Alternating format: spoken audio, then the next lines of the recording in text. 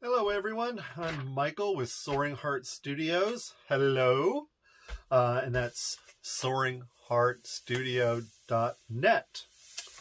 Today we're talking about the 4th of July Freedom Quilt, and we're talking specifically about laying the stars out through this area of the eagle. As you see, my pattern is all laid out, and I don't know, let's talk about some of the things that might help you in the entire pattern process. It's going to print out in lots of different pages, and it's very easy when you lay it on a dark surface to see the overlap of the pages, so you can make sure that everything is straight. And the pattern, I think, lays out very easily. This is not the pattern that you'll receive. This is my first pattern that I did to create the pattern so that I can get it to my graphic designer to clean it up and make it much easier for you to do. Some of the things you may notice on here is that I've numbered all my feathers and then circled the ones that are going to be red. And it starts with the first and the last. Either one is red, and then every other one. And then when you get into the tail, you'll see that. But you can also look at the color picture or the color drawing to get a better understanding of which ones are red and which ones are white. So let me put this away. And like I said, we're talking specifically about that area of blue that's going to have the stars on it. Now, to get a consistent layout, this is one suggestion. You might have another way of doing it, but this is a basic way of doing it that I thought was really, really interesting and very easy. I went ahead and fused my paper, or my that area, to my fabric, and I started cutting it out, and I thought, oh, let me do it. Let me fuse all the stars on before I cut it out. I can kill two birds with one stone. So what I did is I loosely traced out the pattern in the correct position, because this, of course, is the side that you'll see and the side we'll attach the stars to. So what I did was I did a 4-inch grid, diagonal grid, and then I took an X-Acto knife and I cut little itty-bitty squares right at the intersection. Okay? And being this line I had already cut out, I knew exactly where the pattern laid. So I was able to take the fabric with the fuse on the back, lay it out, and then take the pattern that I did and line it up with that edge. So I knew it was lined up straight. And then I took a chalk marker and I went through and did a little dot in each one of those pieces.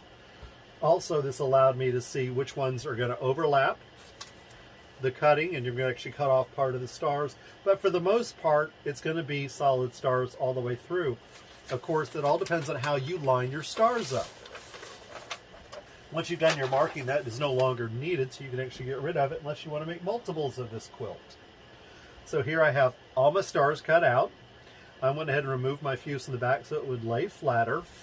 And then I've picked a point as to what I think is going to work best. And being I've got lots of things that are, lots of points that are closer to this edge than to the back edge, I'm going to lay my stars out further in that direction. So what I've decided to do is to put the dot that I marked, and hopefully you can see little orange dots that are on the fabric.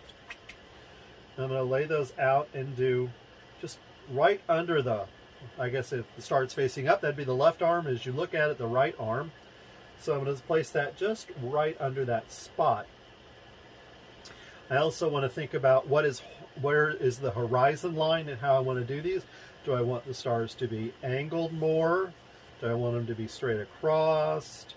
I like mine straight across, because the eagle is actually, this is probably real close to being the proper orientation for the quilt, and I could get my pattern out and actually lay it out and make sure it's straight, but I'm going with the fact that I believe this is going to be the horizon. So I want all my stars to line up that way. So what I'm going to do is I'm going to take each one of them, I'm going to lay them out, and like I said, we're putting the dot right behind that one arm, and you can see I'm starting to create a nice pattern. and a consistent pattern across the quilt.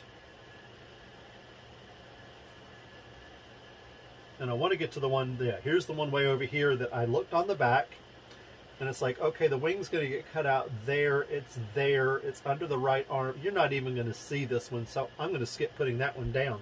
However, this one over here is really close, and it's right on it, so you might see a little bit of that point. And being I have plenty of stars cut out, I'm going to go ahead and use that one and place it on the edge. And I think it's important that you see that it's run off. It kind of looks like this was part of an American flag that you cut up. Heaven forbid we don't do that.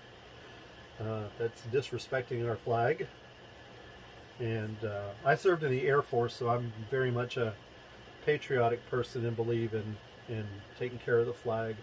I actually saw a government building that had the flag improperly displayed. They actually had a POW flag flying higher than the United States flag, and that is a no-no. Nothing should fly higher than the United States flag, and I believe that Texas and one other state that I can't think of are the only flags that actually can be hung at the same height as the American flag, and that's because Texas was once its own country. Okay, so we got most of these laid out. Hopefully they're all in the scope of what you can see in the video here. But you can see we're starting to look like that field of blue stars that are in the quilt, or I'm sorry, in the American flag. And if you look at it, they do alternate, and it creates a diagonal line. And that's why I went with the diagonal pattern that we laid out. And that was just a 45-degree angle pattern. Of course, you also can take it and kind of shift it whichever way you feel is going to work best on it. And I worked on a 4-inch grid. I thought a 4-inch grid is a good placement. I looked at 5. I thought 5 was too large and 3 was too small. Because our stars are 2.5 inches. And I don't even know that what I'm laying in is even in the video any longer. Because it's way off. But what I'm going to do is, once we turn off the video here, is I'm going to go ahead and fuse these and get going with the rest of the quilt so that you have a finished quilt to see. Hopefully that helps you. If you have any questions or comments, please don't hesitate to get in touch with me. Go to the website and go to the contact link and shoot me an email, and we'll get those questions answered for you. Hope that you found this little tutorial helpful. And I hope y'all have a wonderful day. Bye-bye.